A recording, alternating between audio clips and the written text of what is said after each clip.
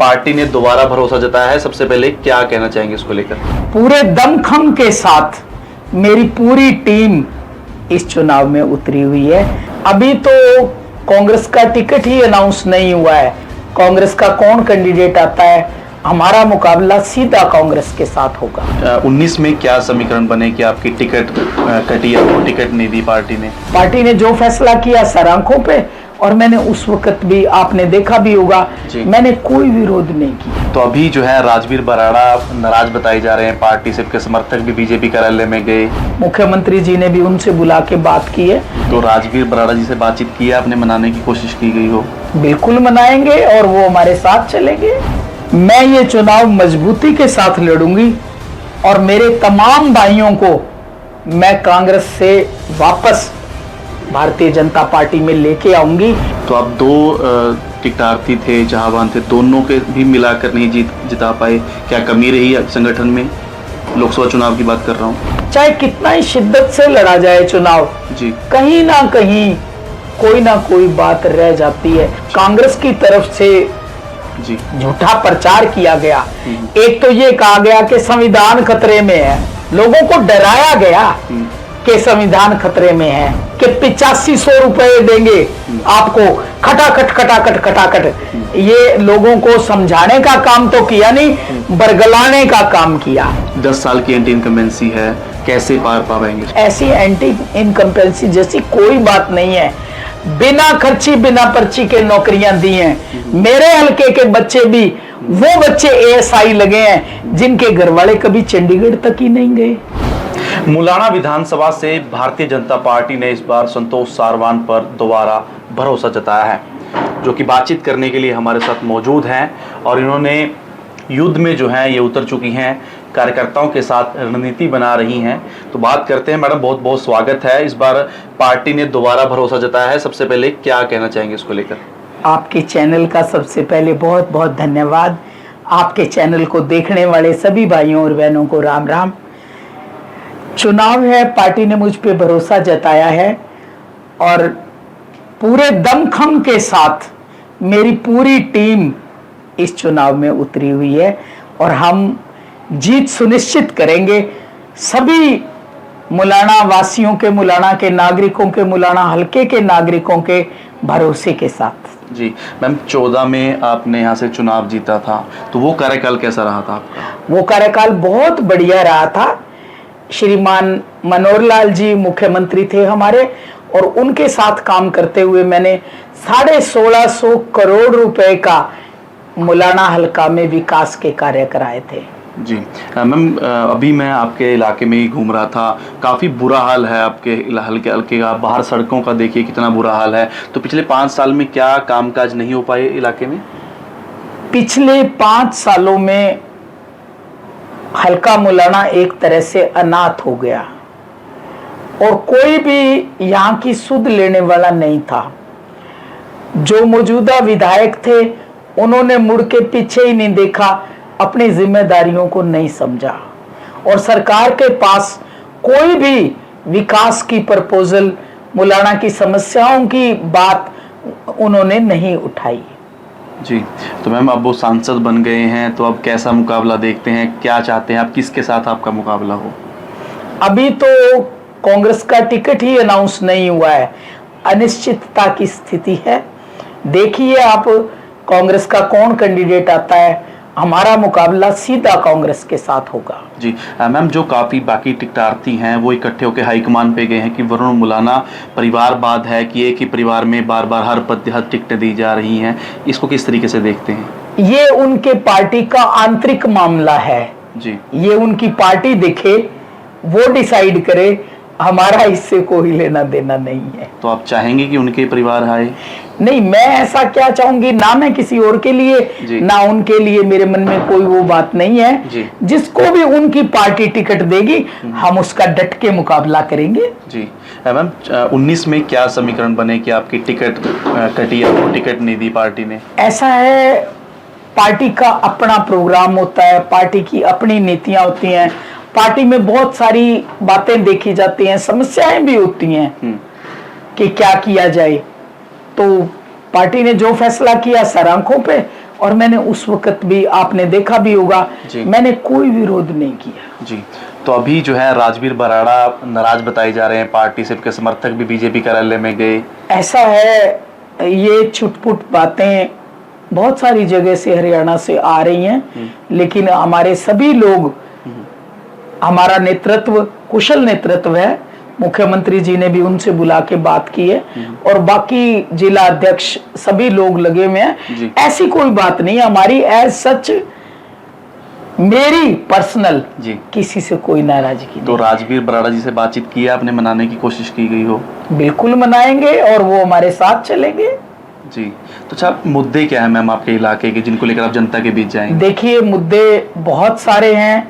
पहले भी मैंने चुनाव से पहले एक प्रेस कॉन्फ्रेंस की थी 2014 में, और उसमें जितनी बातें मैंने रखी थी, चाहे वो नगर पालिका बनाने की बात थी, चाहे ये सबका सुहाता पुल बनाने की बात थी, चाहे ये 4 लेनिंग की सड़क की बात थी, चाहे साहा से शाहबाद 4 लेनिंग की बात थी, साहा से अंबाड़ा 4 लेनिंग की बात थी, बहुत सारे विकास के मुद्दे यहाँ थे, हमारे लोकल मुद्दे थे जी। उन सब पे हम खरे उतरे और वो सब काम हमने करके दिखाए। आज जो बराड़ा की स्थिति है देख के बहुत दिल दुख पाता है। आप ये सड़क देखिए, हमने 4 लेन बनाई सारे बाजार की, और बाजार में लाइटें लगा के जी। बराड़ा गांव को बराड़ा शहर में तब्दील किया, लेकिन देख के दिल में दुख होता है जी। कि उसकी स्थिति बहुत अच्छी नहीं है। मेरी प्राथमिकता है कि शहर का भी हाल सुधारा जाए, जी। इस बाजार को अगले सिरे तक हम 4 लेन करें, लाइटें लगाएं, जी। साथ में यहाँ हमारे यहाँ सब डिपो बनाने की बात है। जी। मैम- एक हमारे यहाँ ट्रेन की बड़ी प्रॉब्लम है जी। कि कोरोना काल के बाद ट्रेन रुकनी बंद हो गई हैं, जिससे हमारे यहाँ का जो कर्मचारी तबका है वो बहुत सफर कर रहा है, उनको आने जाने में बड़ी तकलीफ हो रही है। जी। गरीब हैं, मजदूर हैं, जो रोज ट्रेन से आते जाते थे। चुनाव होने के बाद मैं केंद्रीय रेल मंत्री जी से जाके खुद अनुग्रह करूंगी, उनसे खुद बातचीत करूंगी और उन ट्रेन्स का हम दोबारा यहाँ स्टॉपेज लाएंगे। जी। बहुत सारे काम, आप सड़कों की हालत, अभी हम मुजफ्फरपुर जाके आए हैं, देखी सारी सड़क टूटी हुई है। पीडब्ल्यूडी की सड़कें सारी की सारी हम दुरुस्त करेंगे, और गांव में भी जहां जहां देखिए विकास एक निरंतर चलने वाला काम है। जी। आबादी बढ़ती है, जरूरतें बढ़ती हैं। ठीक है। जितना हमने किया है उस समय के लिए पूरा था, बहुत था, जी। लेकिन इन 5 सालों में जी। और काम हो गए हैं, और विकास तो निरंतर चलने वाला काम है। लोगों के साथ मिलके हल्के की उन्नति के लिए, हल्के की तरक्की के लिए काम करेंगे। मैम, कोई बड़ा प्रोजेक्ट आपने सोचा हो अपने? हाँ, मैंने बड़े प्रोजेक्ट सोचे हुए हैं। मारकंडा नदी पे हमने पुल बनाया 32 करोड़ रुपए की लागत से, सबका सुहाता पुल। एक पुल हमने बनाया टांगरी नदी पर मोड़ा मंडल में। ठीक है। तो इस वक्त यहाँ 2 पुलों की और जरूरत है। एक तो हमारे जो ये मारकंडा पार के गांव हैं, जी।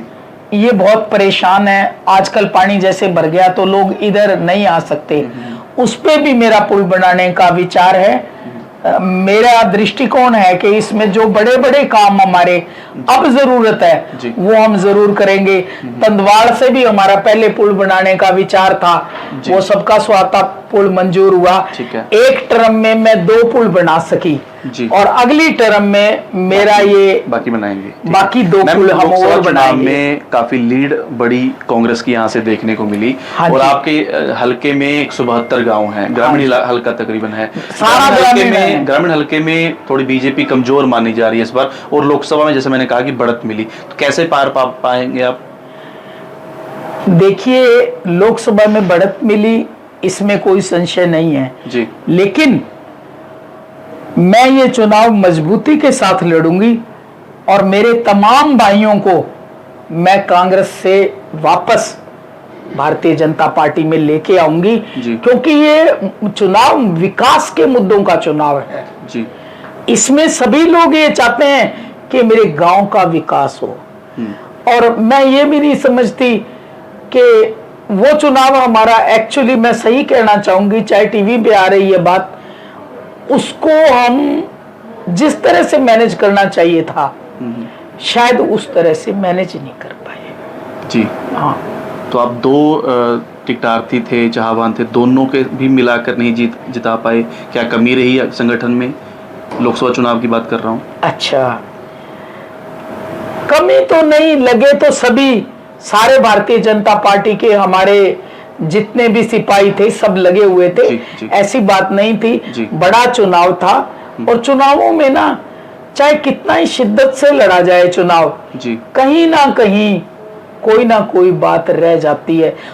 इस चुनाव में सबसे ज्यादा जो कांग्रेस की तरफ से जी झूठा प्रचार किया गया, एक तो ये कहा गया कि संविधान खतरे में है, जी संविधान को बचाओ। इससे क्या हुआ, रिजर्वेशन के वोट बहुत सारे कांग्रेस में शिफ्ट हो गए, लोग डर गए, जी लोगों को डराया गया कि संविधान खतरे में है। वो इस वजह से लोग उधर गए, उनको हम समझा के वापस लाए। ठीक है प्रधानमंत्री जी ने लोकसभा में ये बात कह दी है जी कि बाबा साहब भीमराव अंबेडकर जी के बनाए हुए संविधान को कोई खतरा नहीं है जी। और कोई भी उसे बदल नहीं सकता। मैम आखिरी सवाल, और एक बात और कहना चाहूंगी मैं, एक जो ये झूठा प्रचार किया गया ना महिलाओं में कि 8500 रुपए देंगे आपको, खटाखट, ये लोगों को समझाने का काम तो किया नहीं, बरगलाने का काम किया और लोगों को बरगला के ये वोट ले गए। लेकिन काठ की आंडी बार बार नहीं चढ़ती, अब लोगों को बरगला नहीं सकते। अब हम लोगों को सच्चाई दिखाएंगे और लोगों को समझाने का काम करेंगे। मैम आखिरी सवाल कि 10 साल की एंटी इनकम्बेंसी है, कैसे पार पाएंगे? ये बातें ना हम कहते हैं कि एंटी इनकम्पेंसी है, ऐसी एंटी इनकम्पेंसी जैसी कोई बात नहीं है। बिना खर्ची बिना पर्ची के नौकरियां दी हैं। मेरे हलके के बच्चे भी, वो बच्चे एएसआई लगे हैं जिनके घर वाले कभी चंडीगढ़ तक ही नहीं गए। पहले हमेशा ये होता था, पहले 4 बंदे पकड़ो उनके, फिर चंडीगढ़ के चक्कर काटो, फिर और इंतजाम करो जो करने होते थे। हमारी सरकार में ऐसा कोई इंतजाम नहीं हुआ, जो मेरिट पे आया उस बच्चे को नौकरी दी गई है। और इसी हलके में यहाँ आप भी पहले आए होंगे और 100 साल से लोग बस रहे हैं, वो बताएंगे इतना विकास कभी नहीं हुआ। तो किस चीज की हमारी मुखालफत होगी, किस चीज की एंटी इनकम्पेंसी है?